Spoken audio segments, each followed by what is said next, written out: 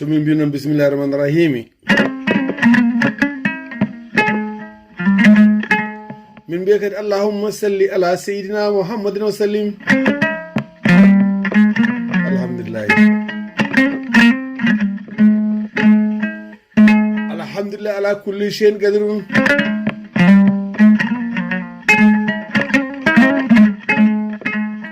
Alhamdulillah ala kulli halin.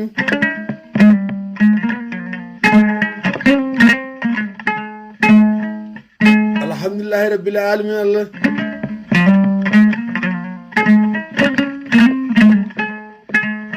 jettode godini Allah inna Allah Cheikh Ahmad Tidiane Chérif.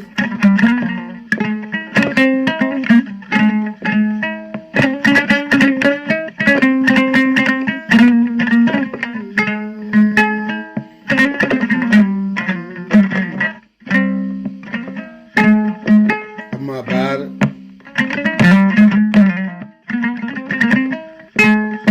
min ñaagima Allah subhanahu wa taala nde joɗo jooɗoɗama bisimillahi rahmani rahimi yomin umuren alhamdulillahi rabbil alamin. Allah wore ɓe julɗo wiide ni somo fuɗɗo golle so jumani kala ko dilli noon ko dillin ɗum ko ɓuri ɗum doole. olo jaay nene leppulu yengule ko yengal mo ko uppu doole. ɗum yengal ko ummini min ko dillini men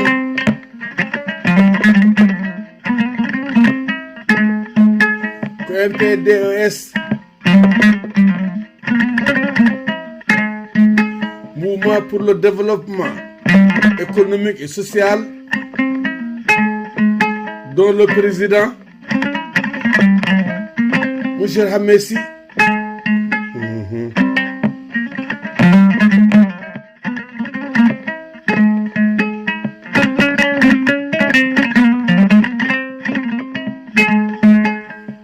pour cela nous disons pour un Africain de l'Ouest ayant grandi dans l'héritage des empires du Moyen-Âge, le Songhai, le Songhai, le Ghana, le Mali, le Tekourour, la musique est une parole. La parole est un verbe et le verbe est créateur. Mesdemoiselles, mesdames, messieurs, bonsoir, alors bonjour. Car il est 6 heures du matin.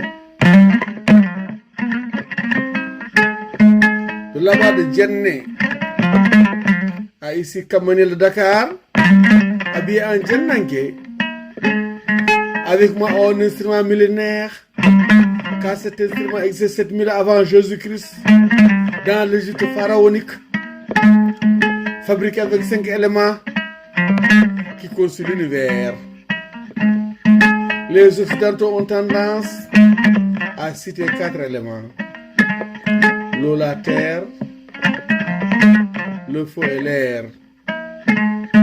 Mais en retournant 7000 avant Jésus-Christ, ou en Égypte, ou en Asie, ou en Inde, on va rajouter le 5e élément qui aurait manqué, le bois.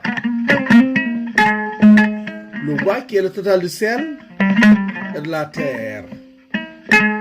Rencontre des forces célestes et des forces terrestres. L'eau tombe sur la terre, l'arbre germe. Et en montant, l'arbre met en relief le ciel et la terre. Et au sein de l'arbre, coexistent ou cohabitent 2 ennemis jurés sans qu'on ne porte atteinte à la vie de l'autre. Il s'agit de l'eau matérialisée par la sève et du feu, car on peut obtenir du feu en frottant du bois. On peut faire du feu sans allumettes, sans briquet, avec du bois tout simplement. Vous voyez, même la nature nous montre comment vivre en paix, en harmonie, en fraternité. Même si on est différent de la couleur de la peau, de croyances religieuses, d'opinions politiques et de conception de la vie. Pourquoi pas nous les humains, dotés d'intelligence, capables de réfléchir.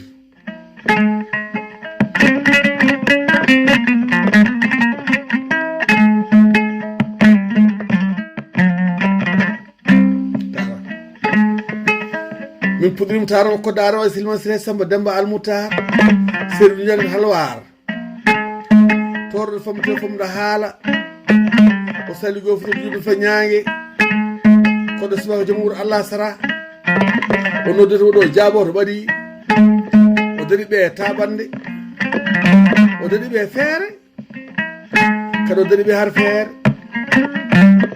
sabu monsieur le président de MPDS Hammé Sy est originaire de Hoore Fonde Thilo Bouma Ndiaye. Kon avant ça, c'est un descendant de Cheikh Sidi Boubacar Dine. Cheikh Sidi Boubacar Dine provient de la Mecque.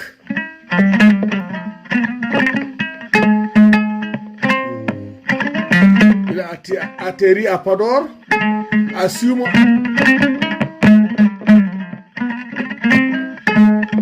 Ainsi tous les six. Imam de Cheikh Sidi Boubacar Daouda. Nous en reviendrons une fois. On a choisi Tara, que lui-même a choisi pour son équipe. Tara qui signifie il est parti. Sous-entend en langue bambara. Sous-entendu, il est parti en guerre sainte. Mais qui est parti?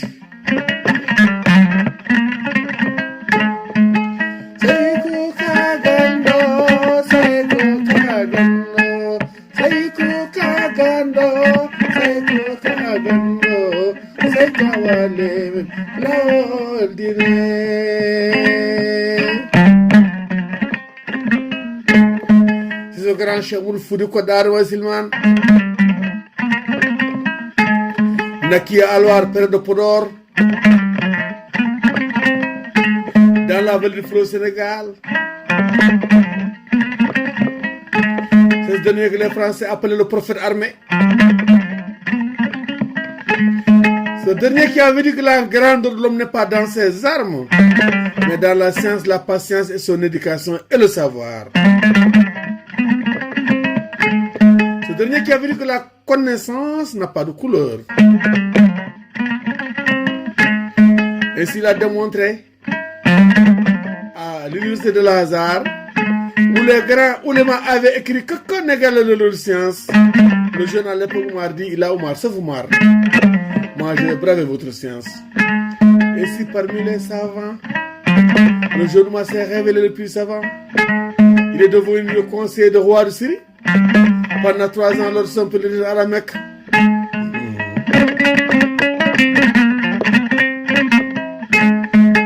Monsieur le président Hammé Sy, originaire de Hoore Fonde Thilo Bouma Ndiaye, habitant à Saint-Louis, dans la commune de Diama, Waalo Brak. Nous sommes originaires d'un même endroit, d'une même région. Le secrétaire général, M.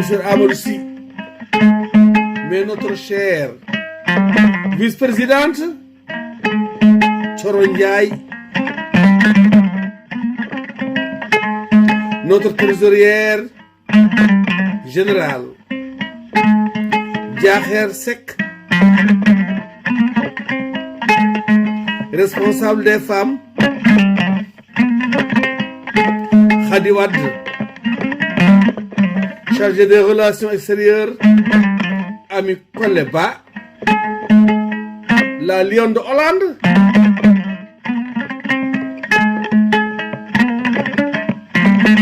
chargé de l'organisation, Mamadou Sy et Sibiri Sissoko, que j'ai eu l'honneur de rencontrer lorsque MPDS a appelé le staff de Lat Diop, chargé de communication Demba Abousso,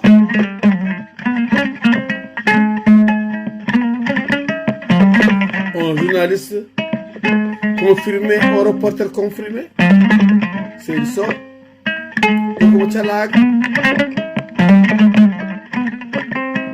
À la guitare, le hodou en pol, khalam en wolof, tidnir en hassania, karonaru en pol de Guinée, gambari en soninké, ngoni en bambara, kurbu karba en sora et songay du Mali, gembri en arabo-berbère le Maghreb. À la voix et à la parole, Daoud Samba Dieye,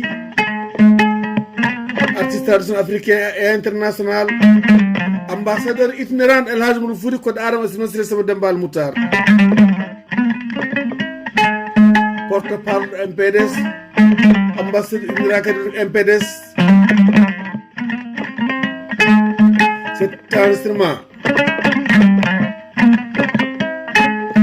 est à Mousseur Lat Diop, président de Guédiawaye Football Club, directeur général de la LONASE,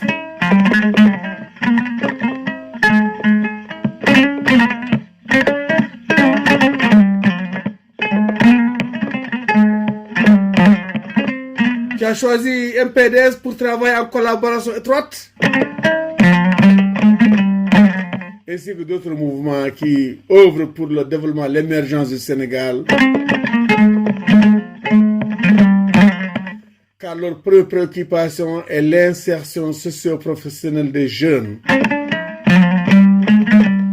qui sont l'espoir et le futur de notre pays.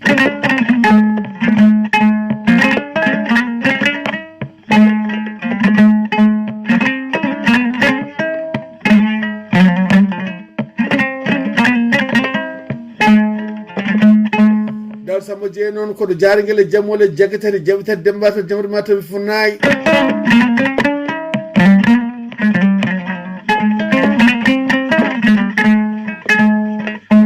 salatu rabbi ma salamin ala bi hallanani.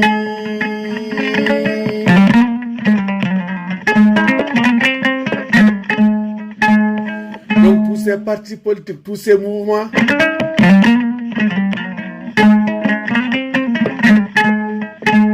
accompagne les actions de son Excellence, le président de la République de tous les Sénégalais, M. Macky Sall. Là aussi est à l'honneur de sa chère épouse, la première dame du Sénégal, Mme Marième Faye Sall. Tous les partis d'opposition, tous les partis de coalition, tous les citoyens du Sénégal sont honorés par cet enregistrement, sont appelés tous à la mobilisation pour trouver un compromis en vue du meilleur vivre ensemble.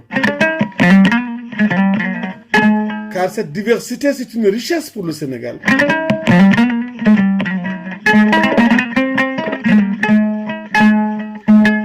À chaque personne, il te manque 4 choses: ce que tu n'es pas, ce que tu n'as pas, ce que tu ne sais pas et ce que tu ne peux pas.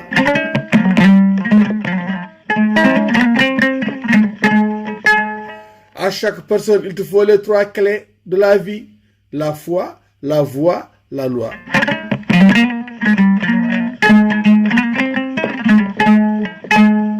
Nous déconseillons à chaque citoyen d'éviter les 3 arrogances: l'arrogance du pouvoir, l'arrogance du savoir et l'arrogance de la raison. Elles sont destructrices.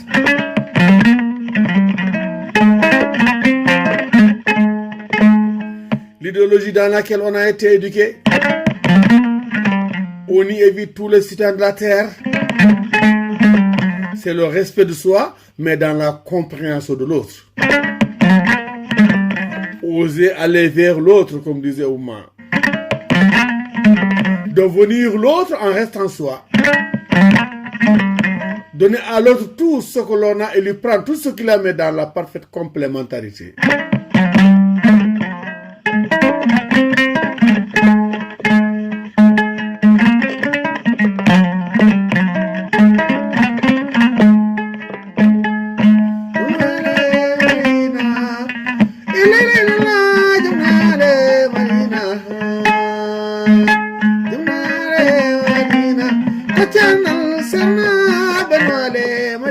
ye on ko ale banjagara Cheikh Mal Foseo rade de gembret mali Allahumma salli ala sayyidina Muhammadin sallim. Ça ce n'est qu'une introduction, nous nous arrêtons là jusqu'à la prochaine fois inchallah.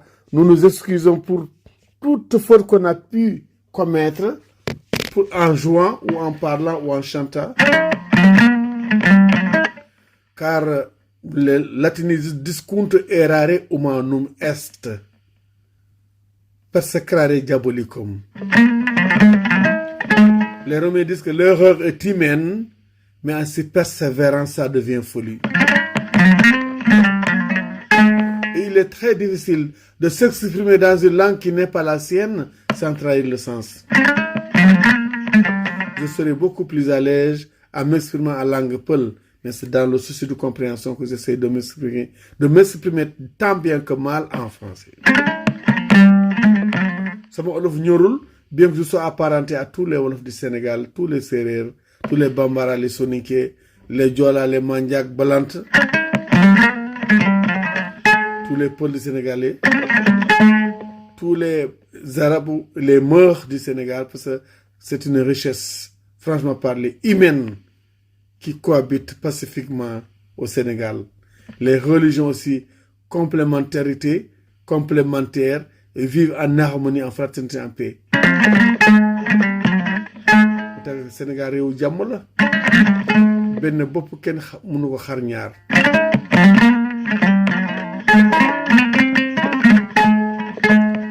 Vive MPDS, ses alliés, ses partenaires, ses membres, ses dirigeants et ses sympathisants. Allahumma